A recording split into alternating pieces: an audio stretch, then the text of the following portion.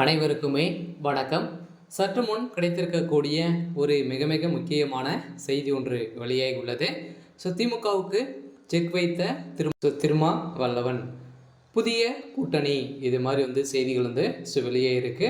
ஏற்கனவே பார்த்தீங்கன்னா விடுதலை சிறுத்தை கட்சிக்கும் திமுகவுக்கும் இடையே நிறைய வாதங்களும் ஏற்கனவே ஒரு மிகப்பெரிய பிரச்சனை போயிட்டு இருந்துச்சு இல்லையா. ஆதவ அர்ஜுனா அவர்கள் செய்த சம்பவத்தினால திமுகவில் ஒரு மிகப்பெரிய பூகம்பம் தான் வெடித்திருந்தது. இந்த பூகம்பத்தின் அடிப்படையில் இப்போ பார்த்தீங்கன்னா திமுகவுக்கு திருமாவளவன் அவர்கள் வைத்த செக்கால் முதல்வர் ஸ்டாலின் அவர்கள் பார்த்தீங்கன்னா பெரும் அதிர்ச்சியில் இருக்கார்.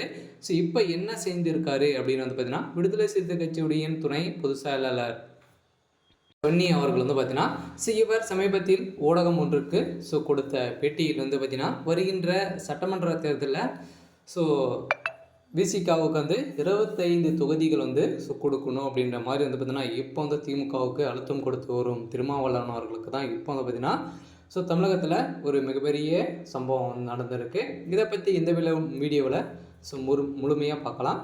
அதுக்கு முன்னாடி நம்ம சேனலுக்கு இப்போ தான் நீங்கள் முதல் முறையாக வந்திருக்கீங்க அப்படின்னா மறக்காமல் நம்மளுடைய சேனலை சப்ஸ்கிரைப் பண்ணிக்கோங்க. வாங்க வீடியோக்குள்ளே போகலாம். பார்த்தீங்கன்னா திருமாவளவன் அவர்கள் பார்த்தீங்கன்னா ஏற்கனவே இப்போ வருகின்ற சட்டமன்ற தேர்தலில் பார்த்தீங்கன்னா இவங்களுடைய காலம் அப்போ தான் வருது இல்லையா, எங்களுக்கான டைம் இதுதான் அப்படின்ற மாதிரி இப்போ பேசி வரும் திருமாவளவன் அவர்கள் பார்த்தீங்கன்னா திருமாவளவன் 2026ஆம் ஆண்டு நடைபெறும் தேர்தலில் திமுக கூட்டணியில் விடுதலை சிறுத்தை கட்சி தொடரும் என்று தெரிவித்துள்ளார். அதே சமயத்தில் என்னை போன்றவர்களின் மனநிலை எப்படி இருக்கிறது எனில், வருகிற 2026ஆம் ஆண்டு தேர்தல் 25 தொகுதிகளை விடுதலை சிறுத்தை கட்சிக்கு ஒதுக்க வேண்டும் என்று திமுக கூட்டணியில் கேட்டு பெற வேண்டும் என இந்த நம்முடைய கட்சிக்கான சரியான நேரம் என்று நினைக்கிறோம் என்கிறார். அதன் பிறகு ஆதவ அர்ஜுனா ஆட்சி அதிகாரத்தில் பங்கு என்று பேசியதில் தவறு கிடையாது எனவும், இது விடுதலை சிறுத்தை கட்சியின் கொள்கை தான் என்றும் கூறியிருந்த நிலையில், ஆனால் அதே சமயத்தில் புத்தக வெளியீட்டு விழாவில் திருமாவளவன் புத்தக வெளியீட்டு விழாவில் பற்றி பேசக்கூடாது என்றும்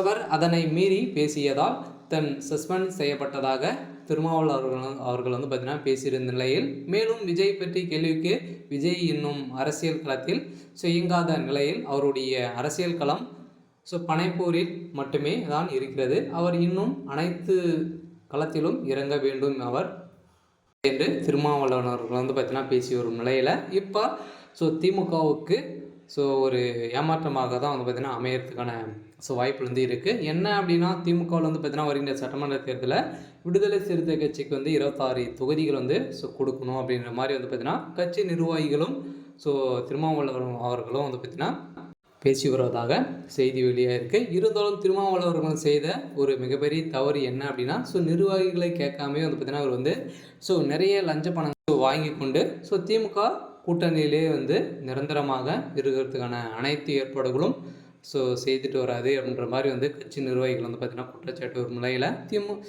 விடுதலை சிறுத்தை கட்சியில் ஒரு மிகப்பெரிய பூகம்பம் தான் மீண்டும் வெடிக்க போகுது.